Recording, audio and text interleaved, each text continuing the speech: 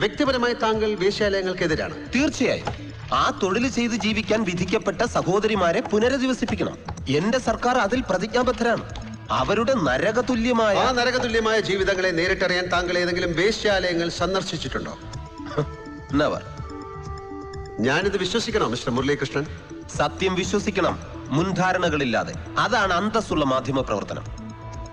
ആ ഉപദേശത്തിന് നന്ദി. കഴിഞ്ഞ മാർച്ചിൽ മക്കാവു ഐലൻഡിലേക്ക് സാർ ഒരു യാത്ര പോയിരുന്നല്ലോ. ടൂറിസം മിനിസ്റ്റർ എന്ന നിലയിൽ അങ്ങനെ യാത്രകൾ ഒരുപാട് ചെയ്യേണ്ടി വരും. കണ്ടറിയണമല്ലോ, പലതും കണ്ടു ബോധ്യപ്പെടണം. നിങ്ങൾക്ക് മുമ്പ് ഇതേ ചെയറിലിരുന്ന പലരും ഇത്തരം യാത്രകൾ ചെയ്തിട്ടുണ്ട്.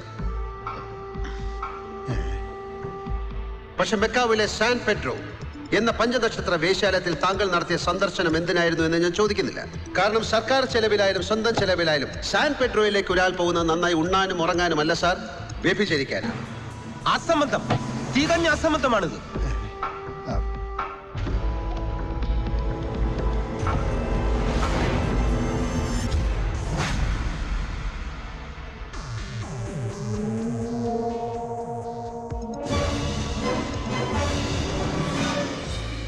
ഈ ഫോട്ടോഗ്രാഫ്സ്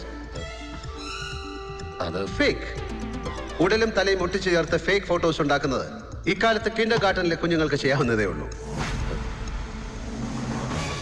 ഇതല്ലാതെ എന്തുണ്ട് മറ്റു തെളിവുകളെന്ന് ചോദിക്കുന്നു സാർ. ഞാൻ ഉത്തരിക്കാൻ തയ്യാറാണ്.